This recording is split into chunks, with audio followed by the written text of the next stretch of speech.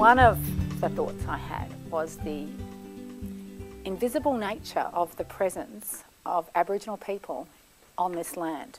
So when you go to Rome, you see the old pumps in the streets that have been there since the year 100.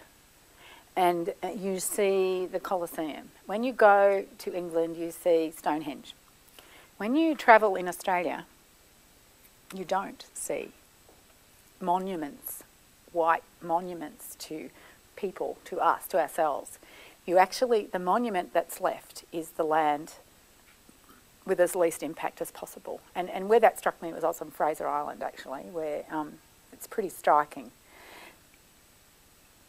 And I think that's kind of something that I'm inspired by. You know, it's not to leave a particular mark. It's not about me or you. It's about us, and it's about how we leave the place in a better way, or as great a way as we found it. So, you know, that's just by way of a connection, I think, to acknowledgement. For me, that's pretty important. Having said that, I don't know that I do. I think I fall over everything and make a nuisance of myself everywhere I go. But doesn't mean I don't think about not doing that. I'm very much an optimist, and I called this the accidental academic because I joke about that as my journey. So I'll just talk for a little bit about what I do, but I'm actually interested in the dialogue. I'm much more interested in hearing from you and having everyone be part of the conversation. And, you know, who knows if you're interested in what I do or not. Last week I was at the launch of Andrew Scott's book on reflections on Tasmania, where he grew up. Now, he's a few years younger than me, not a whole decade, but close. And he was celebrating his 50th birthday, so that gives it all away about where I'm heading. And interesting, I grew up in Brisbane, on the edge of Brisbane, and his story in Tasmania rang true for me. It was my story. It was exactly what it was like growing up in the 50s in Brisbane, and Tasmania is always a little bit behind the rest of us. We did joke about that. But we look back and we think, how did we end up where we are? So some of the principles that I grew up with were you're a girl, therefore you need to get a reasonable education because that's important. Both my parents left school in year 6, my father, and year 8, my mother, to work.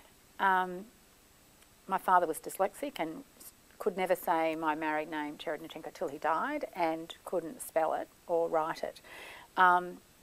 With all the grandchildren, he used to say, we have 4 girls in a row, and they were Carolyn, Natasha, Jacinta, Anthea. And he just said, I'm calling them all Jane, because I can't remember who's what. They were like less than a year apart, all 4 of them, and in between each of them, and loved them dearly. The youngest one was Jacinta. No, the youngest one was mine. Jacinta he called Sid. So she got Sid. But it was kind of a joke. It was his way of managing. It was very endearing, and it was hilarious. But it goes to, I suppose, how important it was that we had education. But there was no expectation on me to do anything with education other than be a good parent and marry someone who would look after me and keep me. Interestingly, my mother worked all her life. She smoked, she drove a car, she gave up smoking, but she did smoke in the early 60s at dinner parties and stuff. She was one of those. And the whole, that stereotype. And she worked. My father worked in a factory. My mother ran her own business. She started her own business in her 50s.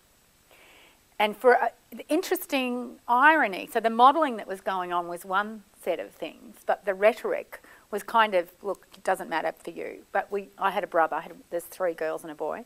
My brother, it was critical that he got an education because he was going to have a family to support. And, people say, does that make you angry? It doesn't make me angry at all. They were living the values that they believed with all their hearts, and they were giving us everything they could possibly give us.